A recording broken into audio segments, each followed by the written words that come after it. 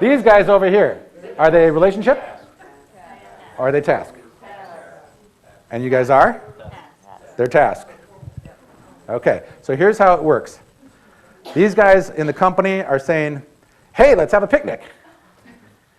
And these guys are going, let's make a list of things we need. These guys, yes, that can improve efficiency. And these guys, hey, let's make the potato salad. Because they'll be doing it. By the time the picnic rolls around, guess what? These guys are off doing something else. Because they think, ooh, shiny thing. Ooh, another shiny thing.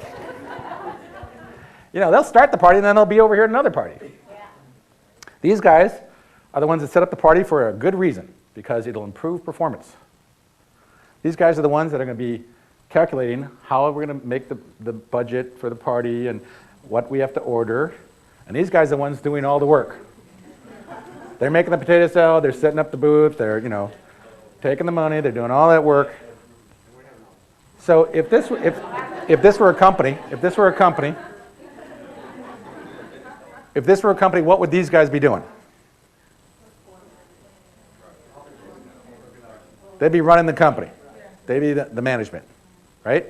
What would these guys be doing? Sales and marketing. Yeah, sales and marketing. Sales is just schmoozing, you know, right? Marketing is how to schmooze. What would these guys be doing? Customer service, right? You want someone who's relationship-oriented, who likes people, to deal with people. What are these guys doing? Research and development and accounting. They like tasks. They like lists. They like numbers. Although they don't like control, right? So if you guys were running a business, how would you get along with these people? You'd come into work and you go, okay, that report I asked for you on Friday, how's that going? These guys come into work and they go, hey, how was your weekend?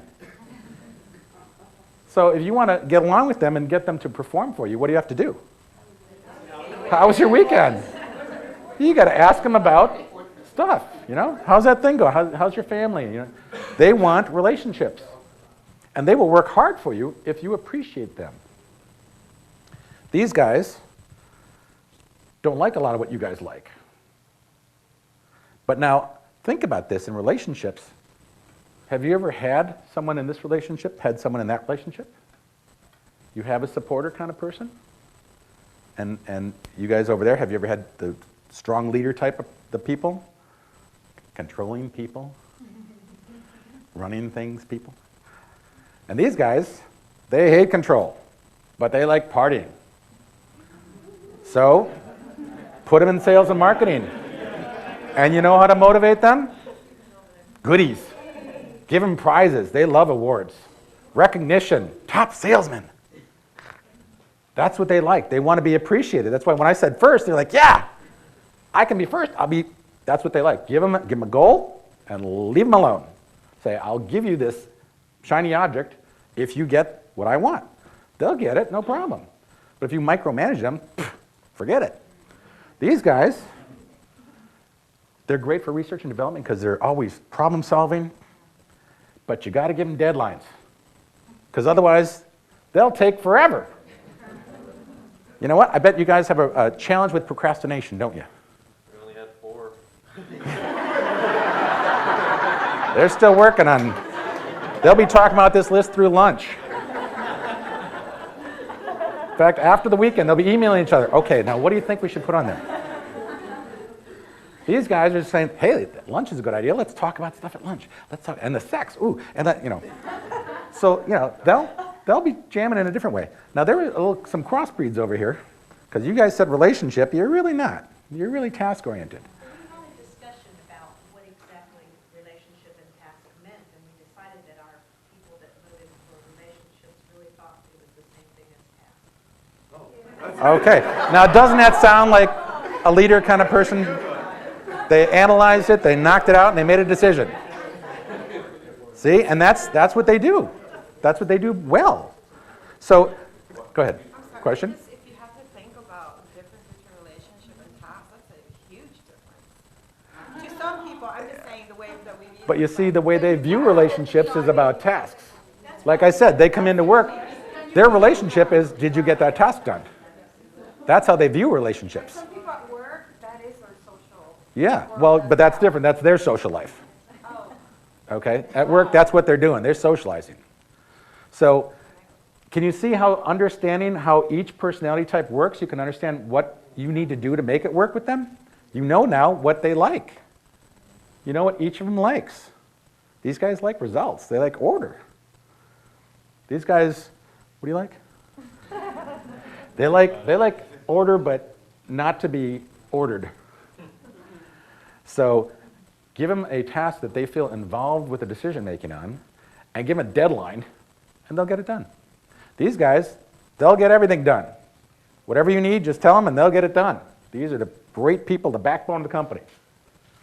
These guys are the crazy salespeople. But you can't have a company without it. So it's like all of you are necessary to make any relationship work, right? But you got to learn the strengths and weaknesses. What do these people like? What do these people like? If you guys don't know it, over lunch, ask each other. You were in that group. What did you guys like again? Because you're going to meet a lot of people like this. You're going to meet a lot of people like that. You're going to meet a lot of people like that. They're all around us. We're 25% each group. And notice how this group broke out kind of uniquely. Here's the big one. Because they're all about doing things, having a good life. You mentioned recycling. So this is like recycling their life. These guys think it's a good idea. These guys think we should be doing this. These guys, it's a good thing to do. And these guys, they're still thinking about it. I think there's pretty good reasons to be here. That's why there's not enough of you here yet. And so that's what this is. So over lunch, over dinner, over all the relationships you have, think about what type of personality are you dealing with. Because if you consciously recognize, oh, you know what? These guys are supporters. Okay, I'm talking with a supporter. What do they like? Relationship. They like stuff, so I got to talk about relationships with them. So if you're married to one, believe me, you come home, you better be talking about relationship. And they know you want to talk about results, so they can say, I balanced the checkbook, and I picked up the groceries, and we're having dinner tonight at 6, or whatever. And you got to balance each one out. Because we're all a little of all 4 types of personalities, and actually, the higher you become, the closer to the middle you become. Because you get to develop the skill of, there are times when it's better to be in this position. There's times when it's better to be in that position. There's times when leaders are required. Absolutely. And there's times when analysis is required. So we all need to be able to switch back and forth to whatever's needed at the time. And if you develop those skills by understanding the people better, you'll find that you'll get along better in life in general. And you'll achieve a lot more because you know how to work with people.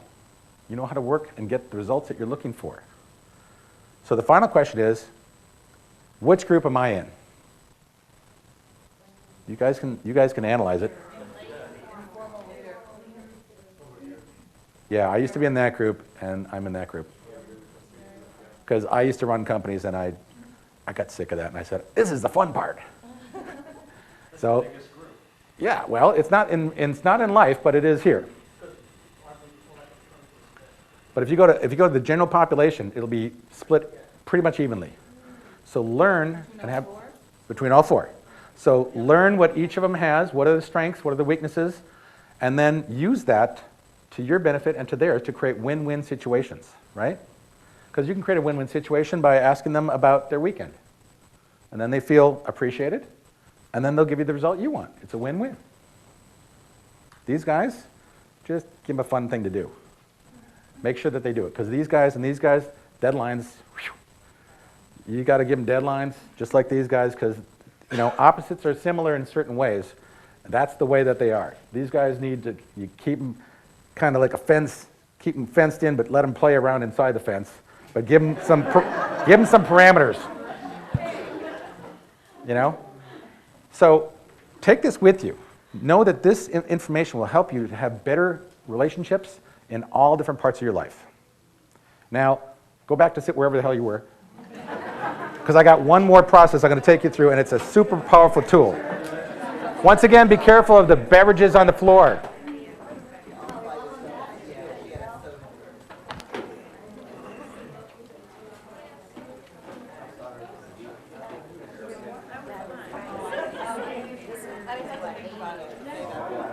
And, you gotta kind of go in and do that. Good job. I was right, wasn't I? It was fun. Good. I don't need one, thank you.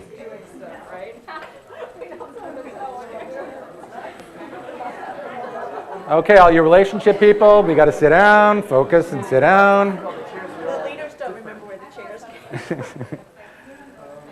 Just pick a chair and sit down.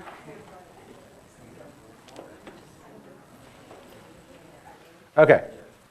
Now this last thing is actually, it's one of the most powerful tools that I know to communicate.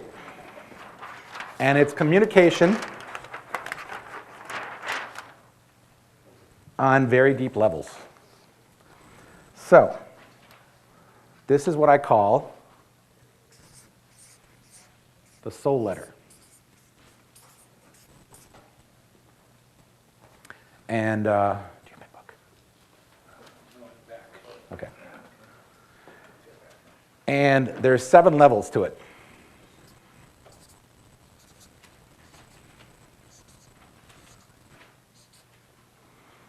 I know the task people are going, great, I got numbers.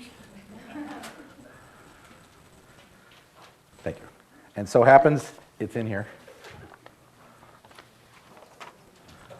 And what this is a guiding writing process. A lot of times people say, well, you should be journaling. Journaling is a great thing, but you can just wander a lot. This is guided. Because imagine that one of the emotional charges that you have in your life is like the flower of a dandelion. If you rip the flower off, what happens? For those of you who never saw a dandelion, they're these little weeds. They grow back. The flower will actually grow back, okay? This is pulling it out by the roots. So I'm going to teach you to get all the way through and get you to your higher self. So that's what this is for. This is a very powerful lesson.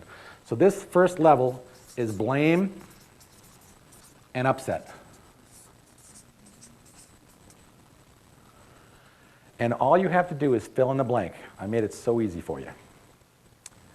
So you can say, I'm so angry that ... Or, it upsets me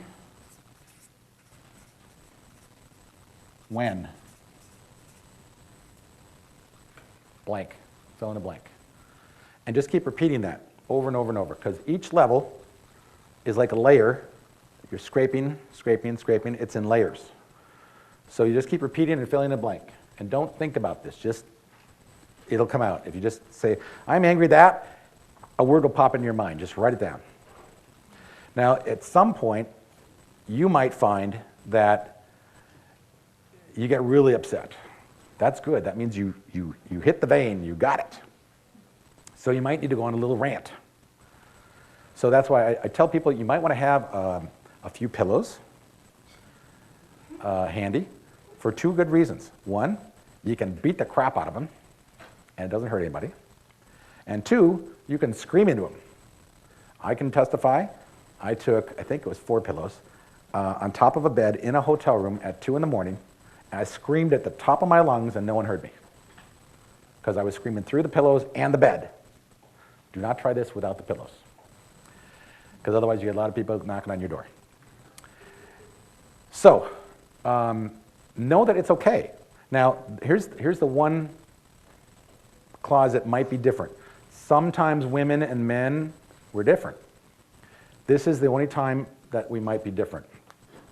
And that is the first and second levels sometimes are backwards, well, not backwards, are exchanged.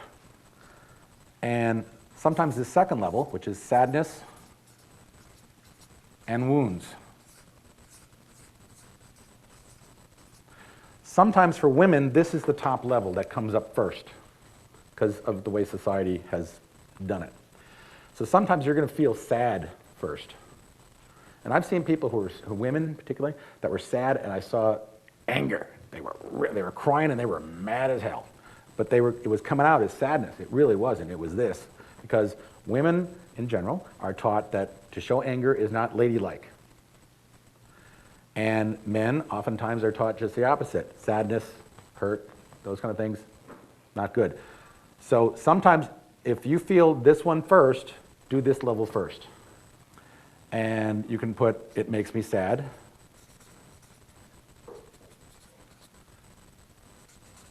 When?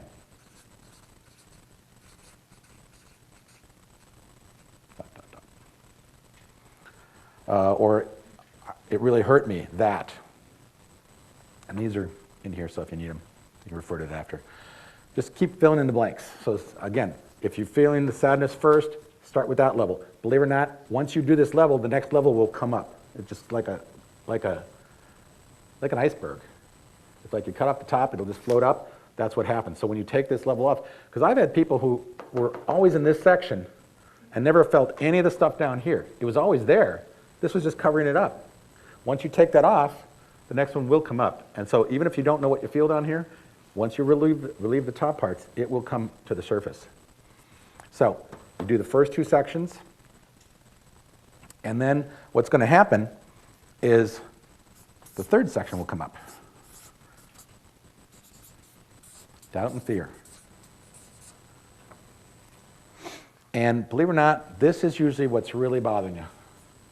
I've seen arguments where color your socks, or, you know, just some simple little thing, and underneath it, it was like, you never take this and do that, you never take the dishes to the sink, blah, blah, and it's really, underneath it, it's really, I'm afraid that. I'm afraid that, ... I'm afraid that you don't love me. The fact that you don't take the dishes to the sink, I'm afraid you don't love me because you don't care enough and you think I'm your slave and blah, blah. I mean, see, that's the kind of stuff that comes out up here, and then the real issue comes to the top. If you get past this, then you can get rid of all the other stuff. It'll go. But you got to uncover it first by getting these out of the way. Okay? So, I'm afraid that, and you keep repeating until it'll come. And sometimes, again, on this level, you might want to have some Kleenex handy, you know? Sometimes when you hit the vein, it's like you start sobbing or whatever. The pillows, by the way, you know, sometimes people are afraid to let other people know that they're having these emotions, so you can cry into a pillow or, you know, whatever you need, but make sure that you express it, because the key to this is if you can feel it and you can express it, you can release it, and you can release it once and for all. Now, and I'm going to tell you some stories about the letters I've written and clients have written that have really changed their lives dramatically. And I had one client that was writing, and I called her up and I said, how are you doing that soul letter? She goes, well, I'm doing okay, but I'm on page 30. I'm like, that's really pretty long. She goes, I'm still in the blame and upset section. I go, you can't do 30 years of anger in one letter, okay? Pick a topic, do the whole thing, pick another topic. You know, I've written dozens to the same person, you know. By the way, this is a way of releasing all your emotional baggage. It's great, you know, because she's going to talk about another way. This is a great way, because this you can do on your own. And by the way, these are not to share. There's a caveat with all of these. But in general, 99.9% of the time, you never share this with anybody. And here's the benefit to that. You can say anything you want in this. You can swear. You can call them every dirty word in the book and think just, you know, but they're dead. I don't care. I hate your guts, you bastard, blah, blah, blah. So, and frankly, they probably get the letters if they're dead. Think about it. So, express yourself fully. Don't hold yourself back. If you're mad about them, go on a rant and just get it. But don't stay there. Because give yourself the time, and I say give yourself at least an hour to do this, at least the first time. Because whatever section you stop in, that's where you stay. Do you really want to go around being in any of these sections? Don't worry, they get better sections coming up. But these you don't want to stay in. And I've had one that did it down to here and didn't realize that there's 2 pages because they got the electronic version and they didn't see the second page and they thought that was it. And they go around saying, I don't feel that much better, John. Well, did you do the other 3? No, there's more. They went back and forth. You're right, I do feel better. So that's the cool thing about this. I've had people who were really upset. By the time they got done, they were giggling. That's the kind of response that you can get. When you release this, there's so much in there, you let it out, you feel better. That's the good thing. You're going to remember this number, and you go, I want to get to number 7, because I want to feel better. Okay, so then next section is responsibility.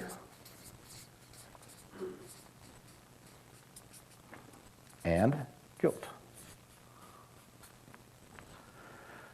And this is where you get to dump all the guilt that you feel and take any responsibility for anything by saying, I'm sorry that.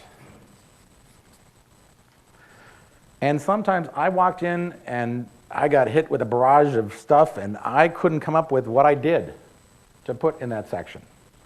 So what I did for that is I said, I'm sorry that I can't understand what caused this problem. If you're getting to the point of saying, I'm sorry that you're such a jerk, you haven't really finished this section. Go back and do a couple more lines up here, then come back down here. Then maybe you'll come up with a little, okay, I'm sorry that I called you a jerk. Okay? Then the next section is judgment and forgiveness.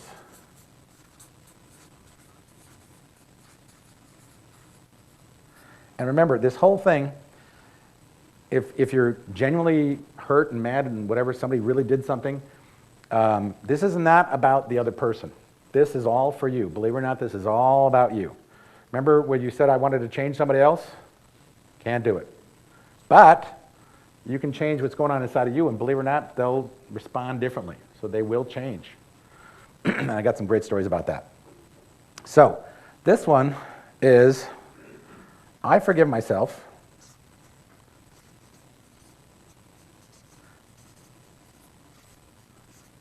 for judging either myself or others for whatever, for being a jerk. Because remember I said that the judgment that you hold on other people, it's like you're picking up a hot coal to throw it at somebody. What's it doing? It's burning you. It's not hurting them.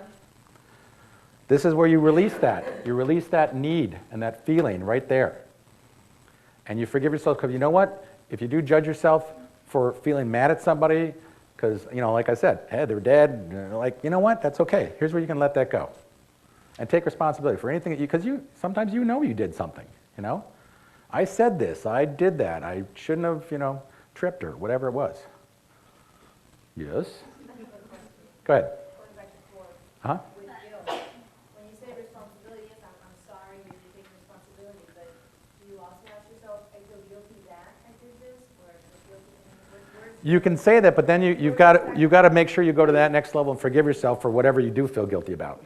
So that's really, you're either saying, I take responsibility for this, and then afterwards you say, and I feel guilty, is that Well, what you can add. The thing is, if you want to express that you feel guilty, that's okay. It doesn't help a whole lot, but it's an acknowledgement, which is okay. It's an acknowledgement consciously to you, because sometimes we feel a feeling and we're not quite sure what it is, and it is guilt. So to consciously say, and I feel guilty about it, then you go down and then you forgive yourself and release that judgment that you have that made you feel guilty. Okay? So you forgive yourself for believing yourself as stupid, or believing them as stupid, or whatever it might have been. Okay? And when you release that, believe it or not, you're going to start, these are where you're going to start feeling better already with that. Then this one I love. I tell people this level is hopes and wishes. Because have you ever been in an argument with somebody and then you don't know what you want to have come out of it because you're still up here? So down here, I want you to think you have a magic wand and anything you can have happen about this situation, what would you like to have happen? I wish we could talk without arguing. I wish you would appreciate things that I do for you. I wish, I wish, I wish. So it's I wish that.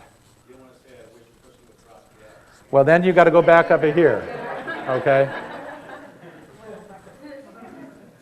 Again, if you notice that you're coming up with those, then yeah, you didn't finish this, go back, knock off a couple lines and go back. You know, I wish I wouldn't have to talk to you again. Okay, well, not all that happy, but maybe that's what you really want. You know, maybe it's a person that you really shouldn't be talking to anymore. Are your letters always directed to one individual? Yeah, but you know what? Here's what I have had happen a lot. You start it to one person, and then you end up finishing it to somebody else because you realize it's really something else.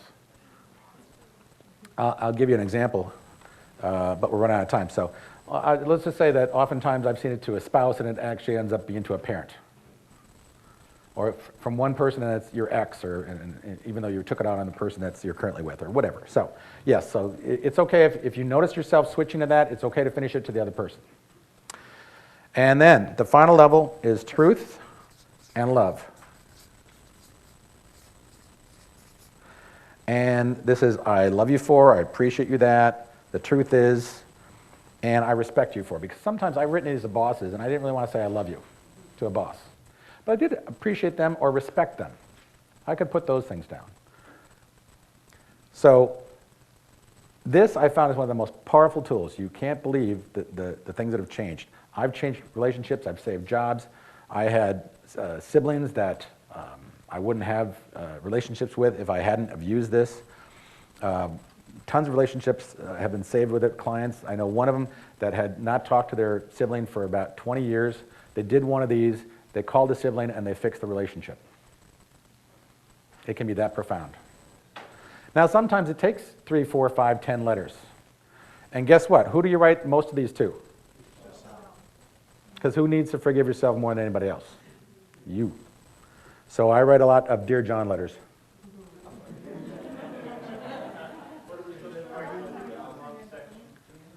You love yourself.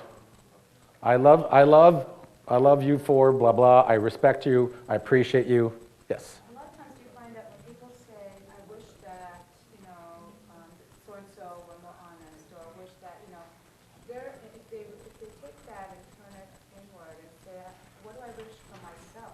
Well, I wish that we could have more honest conversations. No, but sometimes, you know, like, Or are you talking if you write it to yourself? well, no, if you write it just for someone else. To someone else? Okay, say a woman is writing it about, say, her boyfriend who said a lie, okay? Uh-huh. So she says, I wish that he would stop lying, okay, just to make it simple. And then if she turned that around, you know how we say people are mirrors? Yeah. And so it would be like she's saying, what do I wish for myself? I wish I were more honest with myself Yeah. about certain things or Yeah. issues or whatever it is. Do you find it a lot that it sort of reflects It's always a mirror, and so yeah, I wish we could be more honest. with, yeah. So you're taking the responsibility knowing that they're a reflection of you. Sure, that can work great. It's like a double healing at the same time. Now, again, none of these are to be shared, so you give them carte blanche to say anything you want.